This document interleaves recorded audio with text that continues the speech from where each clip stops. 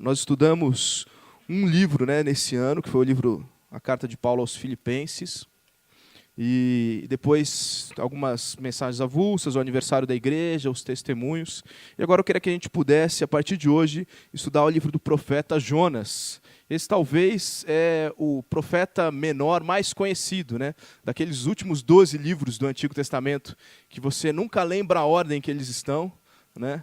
Talvez Jonas seja o que você mais conheça, pela sua teimosia, pelo misterioso grande peixe, pela misericórdia de Deus. São sempre talvez lembranças claras na mente de todos que já leram ou já ouviram alguma vez a história do profeta. Porém, mais importante do que simplesmente a gente conhecer uma história bíblica, é a gente poder aprender lições para a nossa vida e perceber como Deus fala para nós hoje, através dos relatos bíblicos.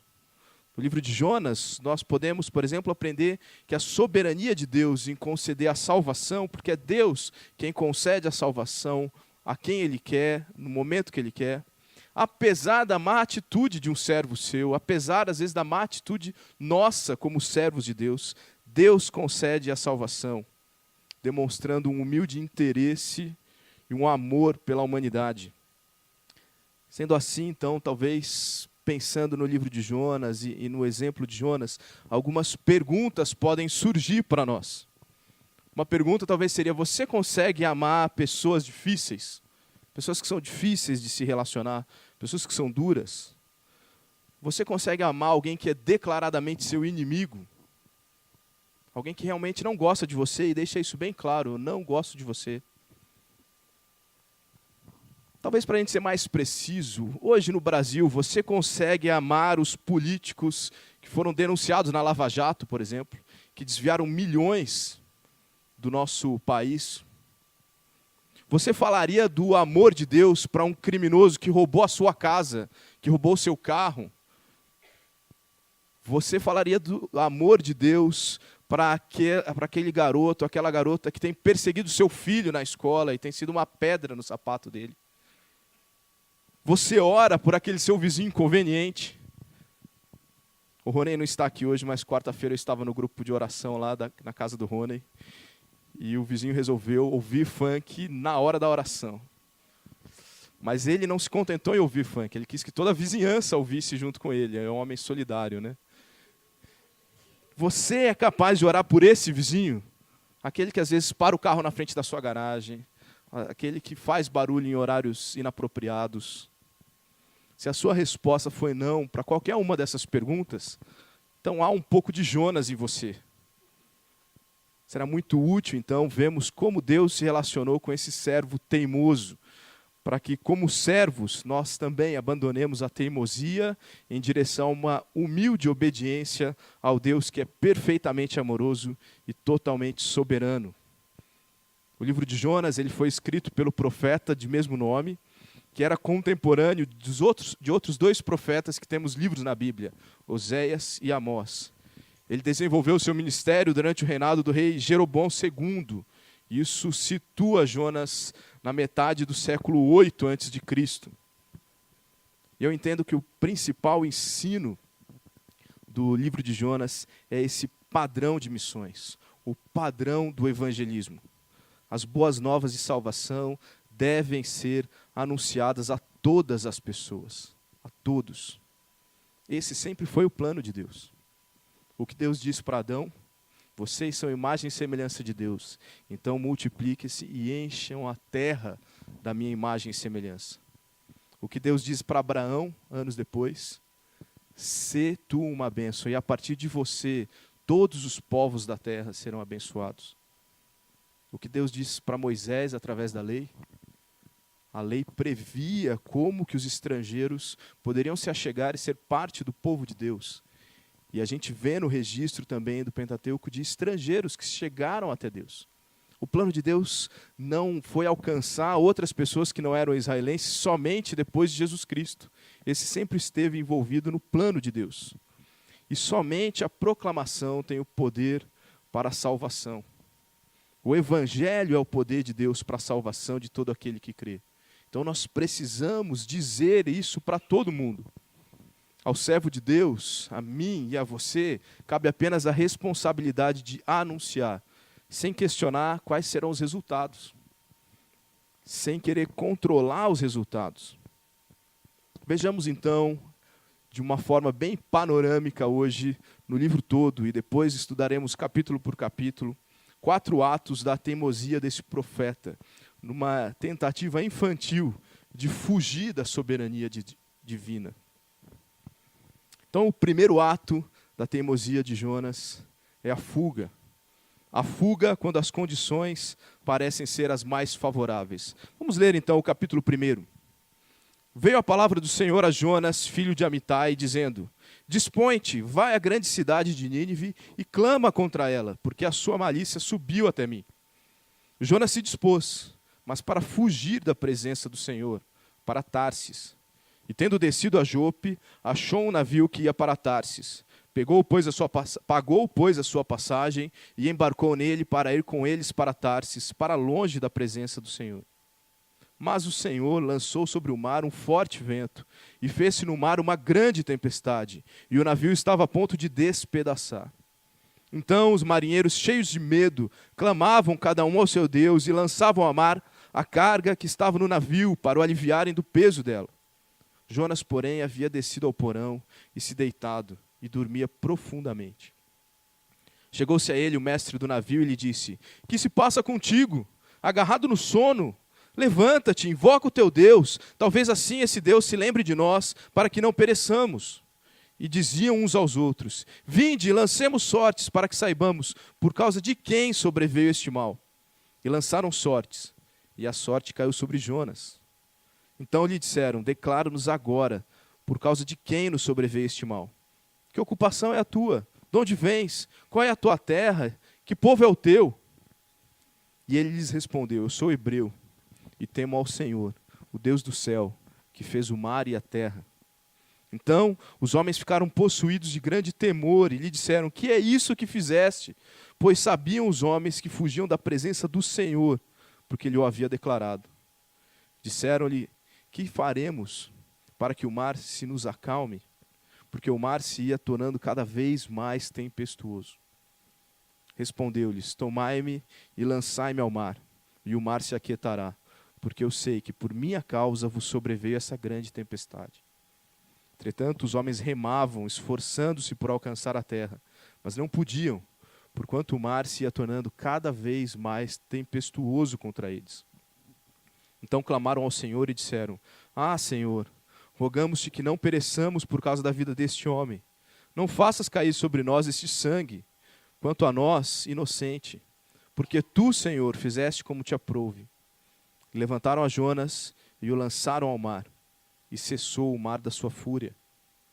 Temeram, pois, estes homens em extremo ao Senhor, e ofereceram sacrifícios ao Senhor, e fizeram votos. Deparou o Senhor um grande peixe, para que tragasse a Jonas, e esteve Jonas 3 dias e 3 noites no ventre do peixe. Você já ouviu, ou talvez até mesmo já usou a expressão: de boas intenções o inferno está cheio? Você já ouviu essa expressão? De certa forma, essa expressão afirma que algumas intenções até podem parecer boas, mas que com o tempo fica claro que não era bem isso, não era bem assim.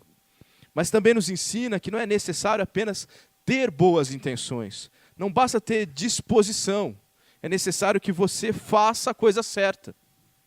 Com Jonas, nós vemos disposição, mas para fazer a coisa errada. O contraste que há entre os versículos 2 e 3, ele chega a ser constrangedor. Não é exatamente certa a localização de Tarsis, na semana que vem vamos trabalhar um pouquinho melhor isso. Mas, de qualquer forma, o que nós sabemos é que Jonas é chamado para ir para o lado direito, e ele vai para o lado esquerdo. Ele faz exatamente o contrário do que Deus mandou. Exatamente o contrário. E é interessante também nós notarmos que não haviam motivos aparentes para que Jonas desobedecesse dessa maneira. O reino do norte, no qual ele vivia e era profeta, vivia um momento de tranquilidade. O rei Jeroboão II conseguiu ter um pouco de paz, estendeu as fronteiras. Não havia rumores de guerra com os assírios. Os assírios, na verdade, só atacaram Israel cerca de 40 anos depois do término do reinado desse rei. Mas a teimosia do coração desse profeta o leva a fugir, criando na sua mente empecilhos que não existiam para Deus. Nós também temos uma ordem clara como igreja. Faça discípulos de todas as nações. Mateus 28, Atos 1:8. Nós vivemos em um país que, de maneira geral, e eu poderia arriscar também que, de uma certa forma, o mundo todo vive uma época de condições favoráveis. Salvo alguns locais bem específicos, onde a perseguição é muito grande e bem direcionada, de uma maneira geral, no mundo, há condições favoráveis para a pregação do Evangelho. Mas no Brasil, há condições favoráveis. Nós não temos no Brasil uma perseguição física, não temos uma perseguição institucionalizada. Nós temos muitos recursos enquanto igreja. Talvez a igreja brasileira nunca foi tão rica quanto nos dias de hoje, em toda a sua história. Sem falar que nós vivemos uma época da tecnologia. A tecnologia que encurta distâncias. E se ela for corretamente aproveitada, ela pode ser usada em prol também da propagação do Evangelho. Mas na prática, qual tem sido a nossa postura enquanto igreja? Qual tem sido a nossa postura enquanto cristãos? Fuga? Acomodação, talvez? Não sejamos teimosos como foi o profeta. Você e eu temos a responsabilidade de falar do amor de Cristo aonde Ele nos colocou e para onde Ele nos mandar. Como você tem cumprido essa missão? Você é alguém disposto, disponível para anunciar o Evangelho, seja aonde for? Ou você é alguém que teimosamente tem fugido? Talvez, diferentemente de Jonas, você não tenha saído de um lugar e ido para o lado contrário. Mas talvez você nem tenha saído do lugar. A sua teimosia ou a sua fuga tem levado a que você se esconda no seu próprio lugar. A que você feche os olhos. A que você ande como aqueles cavalos que estão na carroça, né? Que só podem olhar para frente e não percebem ao redor as oportunidades que Deus está criando para você. Qual tem sido a sua postura diante da responsabilidade, que é minha e sua, de falar do amor de Deus? Fuga. Esse é o primeiro ato da teimosia, da resistência a cumprir a vontade de Deus. O segundo ato é a sujeição. Uma sujeição quando as condições parecem ser as piores. E o capítulo 2, então, vai trazer um pouco dessa ideia da sujeição. Vamos ler, então, o capítulo 2. Então Jonas, do ventre do peixe, orou ao Senhor seu Deus e disse: na minha angústia clamei ao Senhor e Ele me respondeu. Do ventre do abismo gritei e Tu me ouviste a voz. Pois me lançaste no profundo, no coração dos mares, e a corrente das águas me cercou. Todas as Tuas ondas e as Tuas vagas passaram por cima de mim. Então eu disse: lançado estou de diante dos Teus olhos. Tornarei porventura a ver o Teu santo templo? As águas me cercaram até a alma. O abismo me rodeou e as águas se enrolaram na minha cabeça. Eu desci até os fundamentos dos montes, desci até a terra, cujos ferrolhos se correram sobre mim para sempre. Contudo, fizeste subir da sepultura a minha vida, ó Senhor meu Deus. Quando dentro de mim desfalecia a minha alma, eu me lembrei do Senhor e subiu a Ti minha oração no Seu santo templo. Os que se entregam à idolatria vã abandonam aquele que lhes é misericordioso. Mas com a voz do agradecimento eu te oferecerei sacrifício. O que votei, pagarei. Ao Senhor pertence a salvação. Falou, pois, o Senhor ao peixe, e este vomitou a Jonas na terra. Quando ele tinha uma situação muito favorável, muito tranquila, para cumprir a vontade de Deus, a sua disposição é de fazer o contrário. E agora, quando as condições são as piores possíveis, ele então parece reconhecer o seu erro, e então se sujeita. Não é muito claro se a oração do profeta é uma oração de arrependimento ou uma oração de gratidão. Se ele está arrependido, reconhecendo o seu erro, ou se ele simplesmente está agradecido porque Deus preservou a sua vida. Porque o peixe que parece destruição, na verdade, é o peixe que o salva da morte. Porém, o fato é que o coração do profeta se mostra moído pela adversidade. Gratidão em meio ao agir de Deus, mesmo quando esse agir de Deus ocorre através de fortes provações. Isso é uma forma de expressar arrependimento, quando anteriormente havia um questionamento com relação aos planos do Deus eterno. O fato, então, é que Deus precisou permitir que tudo estivesse muito mal para Jonas, para que só aí ele, então, se sujeitasse à vontade revelada de Deus.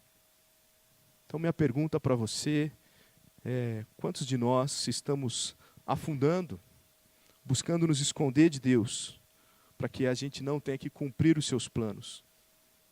Mas saiba, meu irmão, se for necessário, Deus vai permitir grandes provações na sua vida, para que a gente cumpra a vontade dele. Eu, definitivamente, não sou um determinista. Eu não acredito que todas as coisas estão realmente determinadas por Deus. Ainda que eu creio firmemente que Deus não está preso ao tempo e sabe tudo o que vai acontecer e como que vai acontecer. Mas eu creio que há sim coisas que Deus decretou e coisas que Deus prescreveu. Aquilo que foi decretado por Deus, não há como não acontecer. Vai acontecer do jeito que Deus mandou, na hora. Ele mesmo fará isso acontecer soberanamente. Aquilo que Deus prescreveu está associado às leis de Deus, aos mandamentos de Deus, aos ensinos de Deus. Se você quiser ser um servo fiel, é melhor que você obedeça a essa vontade de Deus também. Mas você pode não obedecer, ainda que com isso você vai estar assumindo riscos para você mesmo. Vamos pensar em exemplos aqui para que talvez fique mais claro. Qual que é a ideia da vontade decretiva de Deus, e o decreto e essa vontade preceptiva, dos preceitos de Deus? Um exemplo de um decreto de Deus é a morte das pessoas. Mateus 6:27 vai dizer que ninguém pode acrescentar nada no ciclo da sua vida. Você vai morrer no dia exato que Deus decretar. Nem antes, nem depois. Ainda que você seja um suicida, você não vai pegar Deus de surpresa. Você vai morrer no dia que Deus declarou. Ainda que você cuide muito bem da sua saúde, você vai morrer no dia que Deus declarou. A salvação é um outro decreto de Deus. Todos que Deus decretou que seriam salvos, serão salvos. Ouvirão da mensagem do Evangelho e responderão com o auxílio do Espírito Santo para que sejam salvos. São decretos de Deus. A gente não tem como mudar isso. Você pode até tentar, mas você nunca vai conseguir mudar. Agora vamos pensar em alguns preceitos de Deus. O que seriam preceitos? Efésios 5:18 vai dizer, por exemplo, que não é bom que uma pessoa se embriague. Não é bom. Não é aconselhável. Principalmente se você é uma pessoa que declara conhecer a Deus. É uma grande perda de tempo, uma grande perda de benefício. Mas Deus não vai proibir que você se embriague, a não ser que isso diretamente vá contra algum outro decreto de Deus para a sua vida.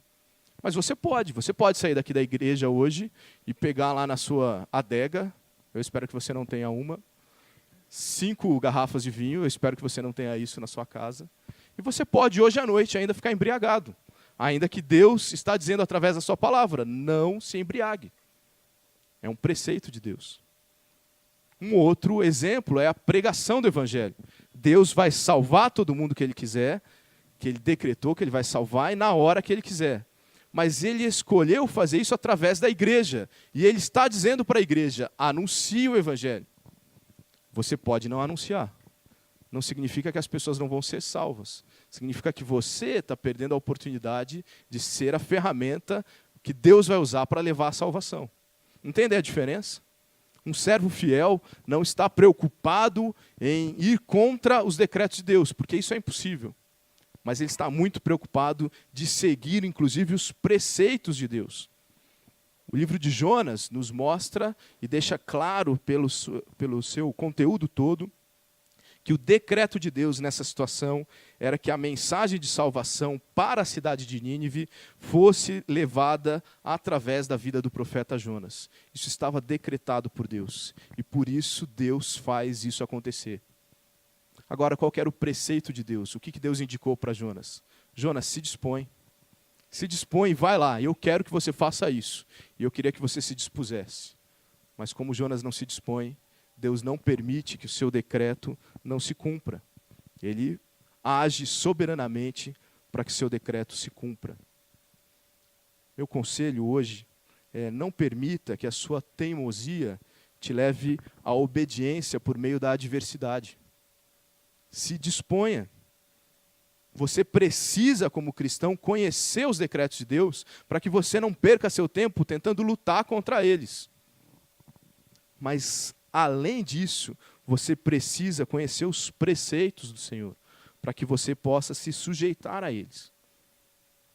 É por isso que nós também nos reunimos como igreja, para juntos podermos aprender o que Deus prescreveu na sua palavra.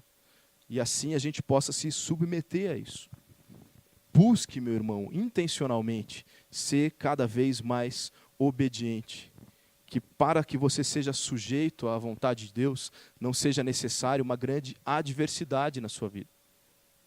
Para que você não perca o benefício. Não sei quantos de vocês já tiveram a experiência de falar pessoalmente, individualmente, do amor de Deus para alguém, e essa pessoa responder. Essa pessoa ser tocada pelo Espírito Santo e responder positivamente à fé. Não sei quantos de vocês já tiveram essa oportunidade, mas é um grande privilégio. É uma grande alegria. Aquela pessoa, eu tenho certeza, seria salva se eu estivesse ali ou não. Mas Deus me deu a oportunidade, Deus talvez já deu algumas vezes, ou muitas para alguns de vocês, a oportunidade de você presenciar essa situação. Mas porque você se dispôs a fazer a coisa certa, porque você se sujeitou ao preceito de Deus. Se você não fizesse, Deus faria de outra forma. Quem perderia não ia ser Deus, não ia ser a pessoa. Só quem perde é quem não se sujeita à vontade de Deus. Então que a gente busque cada vez mais conhecer a vontade de Deus, para que a gente se submeta a ela, se sujeite a ela. O terceiro ato, então, da teimosia é a obediência. A obediência depois que Deus demonstra misericórdia. O capítulo 3 de Jonas vai dizer um pouco sobre isso, a obediência. Vamos ler então o capítulo 3. Veio a palavra do Senhor segunda vez a Jonas, dizendo: dispõe-te, vai à grande cidade de Nínive, proclama contra ela a mensagem que eu te digo. Parece que você já ouviu isso alguma vez, né? Você já ouviu mesmo. É o que Deus disse no primeiro capítulo. Levantou-se, pois, Jonas e foi a Nínive, segundo a palavra do Senhor. Ora, Nínive era cidade muito importante diante de Deus, e de 3 dias para percorrê-la. Começou Jonas a percorrer a cidade de caminho de um dia e pregava e dizia: ainda há 40 dias e Nínive será subvertida.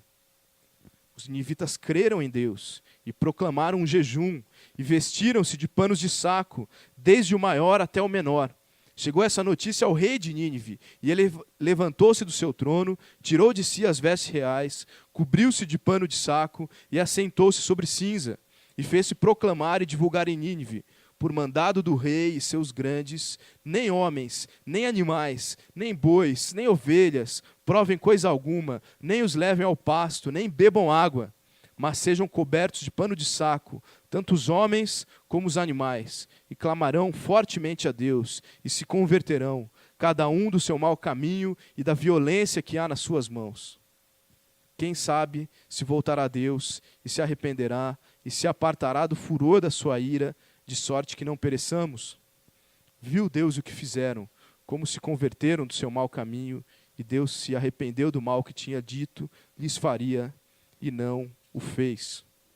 Nós vamos tratar todos esses capítulos com mais detalhes em outras semanas, mas o que nós vemos aqui é pela segunda vez Deus dando a mesma instrução ao profeta Jonas. E parece então nesse momento que Jonas aprendeu a lição. O mesmo jogo de palavras que existia no capítulo 1, nos versículos 2 e 3, se repete agora no capítulo 3, versículos 2 e 3. Dispõe-te. E agora Jonas se dispõe. Vai até Nínive. Porém, mesmo a obediência do profeta se mostra como um ato de teimosia. Um ato de alguém que obedece simplesmente porque percebe o seu lugar. E reconhece que a insistência na desobediência ia ser muito pior para ele. Ele já tinha desobedecido dentro do navio e ele viu como custou isso. Mais ou menos como uma criança pequena que obedece depois de ser disciplinada. Você que tem um filho pequeno, ou se lembra de quando seu filho é pequeno, ou tem um neto, sabe que depois da disciplina, em geral, as crianças obedecem. Mas nem sempre obedecem de coração. Obedecem com teimosia, com a cara fechada, batendo o pé, ou se arrastando. A teimosia de Jonas também é percebida na sua obediência. Também chama a atenção que a mensagem anunciada pelo profeta é uma mensagem extremamente simples. A mensagem do profeta que está registrada aí, espera aí que virou a página aqui, que está registrada no versículo 4 do capítulo 3, é uma mensagem de apenas 4 palavras. Uma mensagem que não persuade ninguém, uma mensagem que não é muito eloquente, uma mensagem que não tem muitas explicações, uma mensagem que, para mim, nem parece muito clara. Mas quando Deus decreta a salvação, Ele salva. Pense você comigo em qual é a mensagem do Evangelho. O centro de toda a nossa proclamação é uma mensagem muito simples. Muito simples. O apóstolo Paulo resumiu a mensagem do Evangelho em 1 Coríntios 15, versículos 3 e 4, da seguinte maneira: pois o que primeiramente lhes transmiti foi o que recebi, que Cristo morreu pelos nossos pecados, segundo as Escrituras. Foi sepultado e ressuscitou ao 3º dia, segundo as Escrituras. Esse é o resumo do apóstolo Paulo do Evangelho. Uma mensagem muito simples. Cristo morreu por causa dos nossos pecados, foi sepultado e ressuscitou por causa dos nossos pecados, isso está escrito na Bíblia. O centro de toda a nossa vida, o motivo pelo qual nós fomos salvos, o poder de Deus para nos trazer a salvação, que é o Evangelho. E por conta disso nós nos reunimos, nós mudamos a nossa vida, né? Através da mudança que Deus operou no nosso coração. Nós buscamos viver cada dia de uma forma diferente, tudo por conta de uma mensagem muito simples. Deus se fez homem, morreu por você e ressuscitou, pagando o preço do seu pecado. Só isso. Como também eu já apresentei aqui uma vez, o resumo feito pelo pastor Silas Campos. O Evangelho é a ótima notícia de que Deus, através da morte e ressurreição de Jesus Cristo, resolveu o nosso pior problema e venceu o nosso pior inimigo. É uma mensagem muito simples. Ou ainda como os adolescentes aprenderam na EBD, Cristo morreu por nossos pecados e ressuscitou ao 3º dia. Se eu abrir todos os dedos, vai cair o microfone, né? 10 palavras. 10 palavras. 3 maneiras de apresentar o mesmo e único conteúdo. Cristo morreu e ressuscitou por você, para te livrar da morte eterna. A grande semelhança entre essas 3 maneiras que eu apresentei é a simplicidade. Porque a mensagem do Evangelho é simples. A mensagem do Evangelho é simples porque o poder não está nas suas palavras. O poder não está na sua eloquência. O poder não está na sua capacidade de convencimento. O poder é de Deus. O poder é do Espírito Santo. E a mensagem é simples justamente para te humilhar. Porque quando você apresentar essa mensagem e você perceber o que o Espírito Santo pode fazer a partir dessa simples mensagem, você vai perceber, não sou eu. Não é possível. Isso é de Deus. Essa simples mensagem, uma mensagem muito simples, é apresentada pelo profeta Jonas. E uma cidade inteira se arrepende.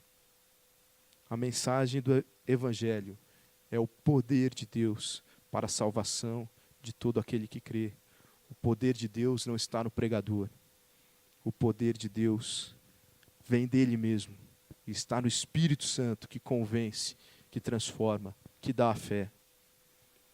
Será que Deus tem demonstrado misericórdia de você, dando a você outra e outra e outra chance para que você anuncie essa mensagem simples? E mesmo assim você continua fugindo. Mesmo assim você continua se escondendo. E Deus criando oportunidades e tendo paciência com você. Então, meu irmão, faça, obedeça, disponha-se. Não se preocupe se você pensa que a mensagem é muito simples. Não se preocupe se você pensa que não tem capacidade. Não se preocupe se você não conseguir perceber o resultado. O poder é de Deus. O resultado é de Deus e para Deus. A glória é toda de Deus. A nós cabe apenas sermos obedientes para anunciar essa simples, mas poderosa mensagem, conforme Deus prescreveu para nós. Obediência. Não seja um obediente teimoso, mas disponha-se. Haja de coração. O quarto ato da teimosia é o questionamento. O questionamento quando os nossos planos não se cumprem. Quando as coisas não acontecem do jeito que eu queria, mas as coisas acontecem do jeito que Deus queria. Vamos ler o capítulo 4 de Jonas. Com isso, desgostou-se Jonas extremamente e ficou irado. E orou ao Senhor e disse: Ah, Senhor, não foi isso que eu disse, estando ainda na minha terra? Por isso me adiantei fugindo para Tarsis, pois sabia que és Deus clemente, misericordioso, tardio em irar-se, grande em benignidade, e que te arrependes do mal. Peço-te, pois, ó Senhor, tira a minha vida, porque melhor me é morrer do que viver. E disse o Senhor: Jonas, é razoável essa tua ira? Então Jonas saiu da cidade, assentou-se ao oriente da mesma, e ali fez uma enramada, e repousou debaixo dela, à sombra, até ver o que aconteceria à cidade. Vocês entenderam aqui a situação? Jonas está revoltado porque as pessoas se arrependeram e creram em Deus. Porque as pessoas que estavam indo para o inferno agora têm esperança de vida eterna. E agora ele fica de fora da cidade querendo ver. Agora Deus vai agir. Essas pessoas vão mudar. Esses homens que eram maus, agora eles vão ter o Espírito Santo. Não é possível que Deus é tão misericordioso assim. Então fez o Senhor Deus nascer uma planta que subiu por cima de Jonas, para que fizesse sombra sobre a sua cabeça, a fim de o livrar do seu desconforto. Jonas, pois, se alegrou em extremo por causa da planta.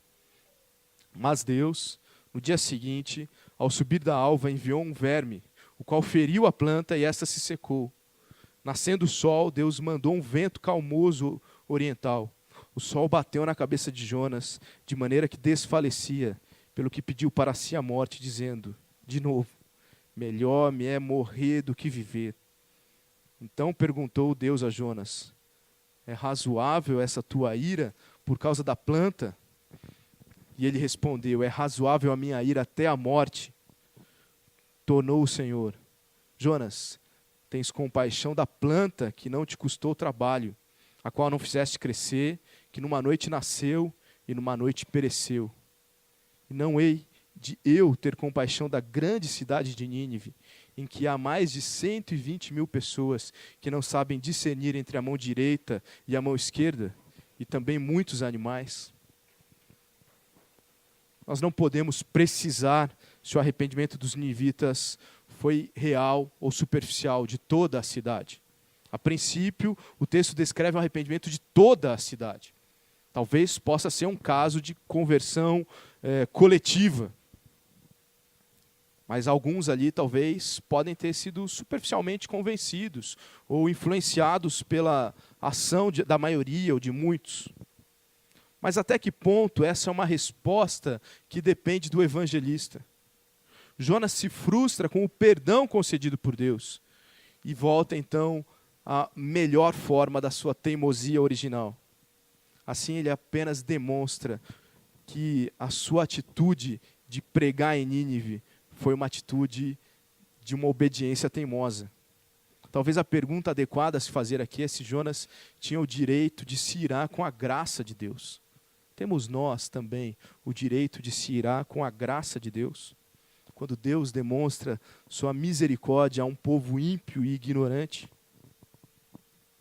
Quantas vezes o seu senso de justiça própria tem falado mais alto? Tem te levado a decidir quem seria merecedor da graça e quem não seria? Será que essa é uma realidade para você? O contraste que há entre Mateus 7, 22 e 23 e Lucas 23, 42 e 43, para mim é perturbador. Porque enquanto Mateus 7 mostra que tem pessoas que demonstram uma vida piedosa, que demonstram até sinais miraculosos do poder de Deus, Lucas apresenta um ladrão que viveu a vida do jeito que quis. Uma vida desregrada.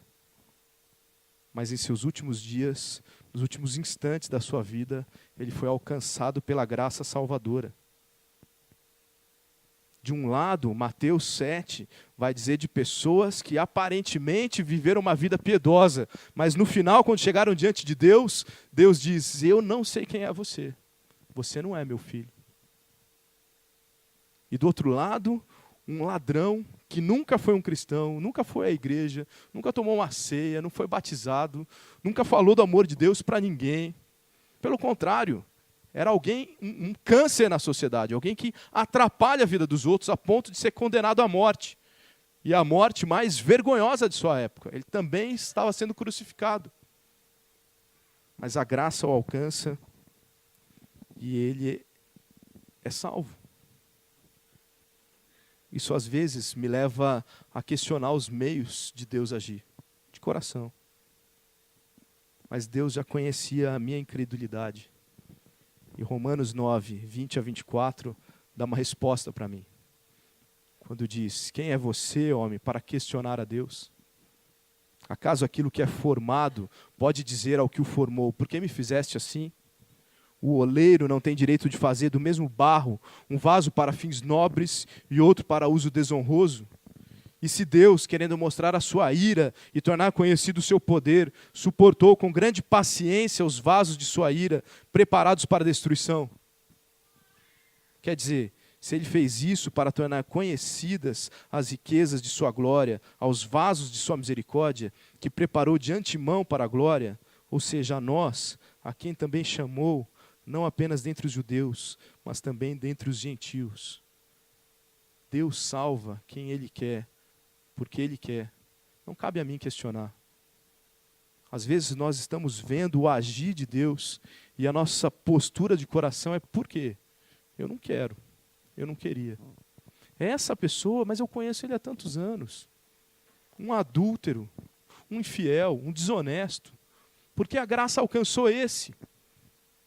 Cabe a nós, criaturas, questionar a ação do Criador.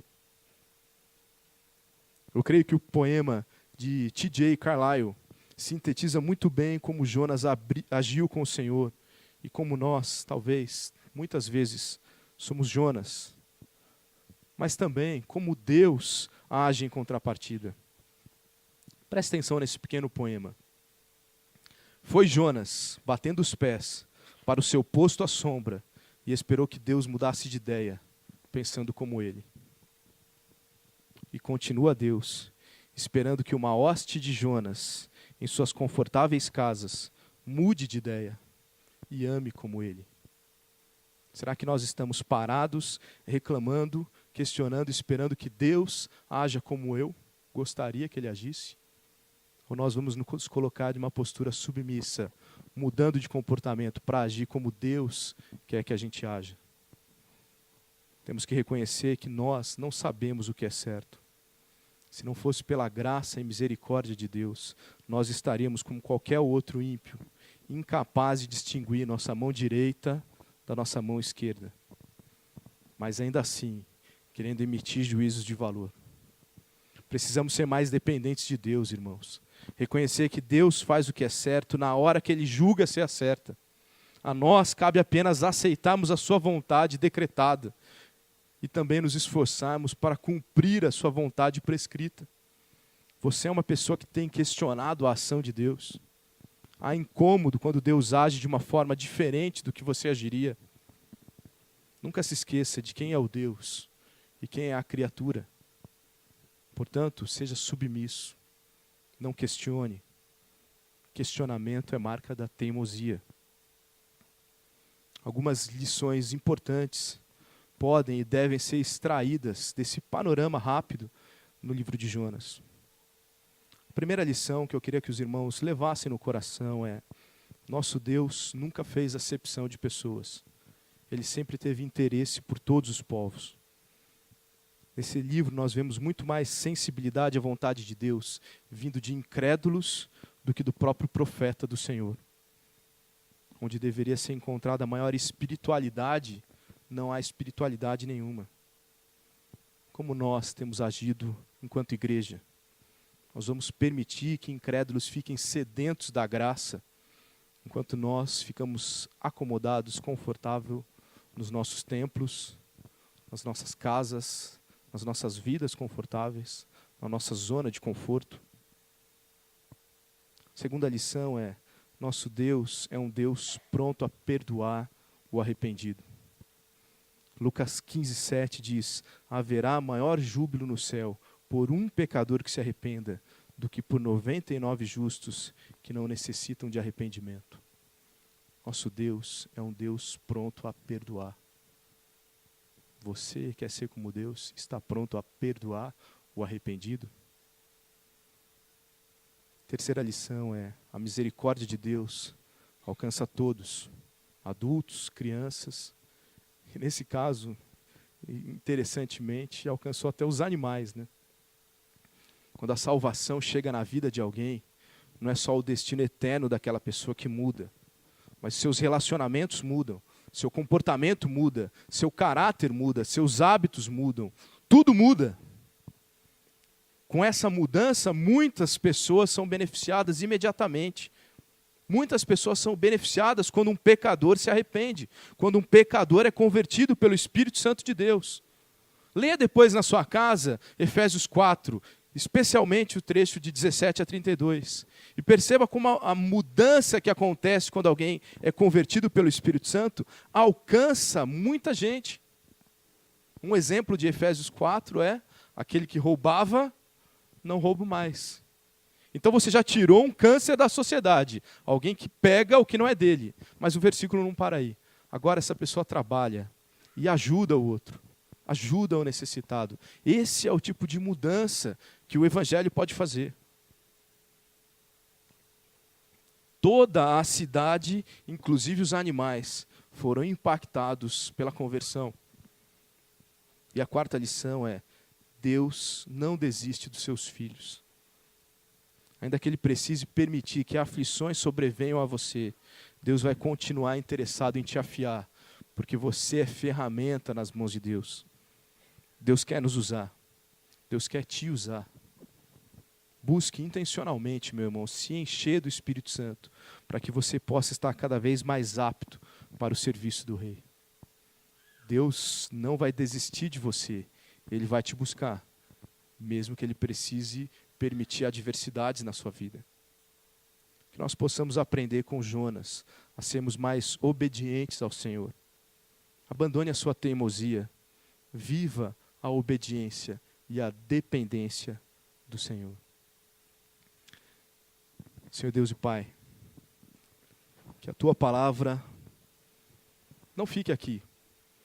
Que a Tua palavra anunciada incomode nossos corações durante muito tempo. Que nós possamos levar, a começar por mim, os desafios dessa noite para as nossas casas, para a nossa vida e mudarmos nossa atitude. Não permita que sejamos teimosos, acomodados na zona de conforto que o Senhor nos colocou, que o Senhor permitiu que nós estivéssemos. Mas que a gente seja submisso, sabendo que tudo aquilo que o Senhor decretou vai acontecer. Se nós não nos envolvemos nisso, quem perde somos nós. O privilégio de ser ferramenta nas Tuas mãos. Senhor, obrigado porque o Senhor é o Deus que não desiste de nós. E o Senhor vai continuar nos afiando. Custe o que custar, ainda que doa, mas que a gente saiba sempre olhar para todas as adversidades com a perspectiva do eterno. Vivemos em obediência e dependência nas tuas mãos, ó Pai. Em nome de Cristo. Amém.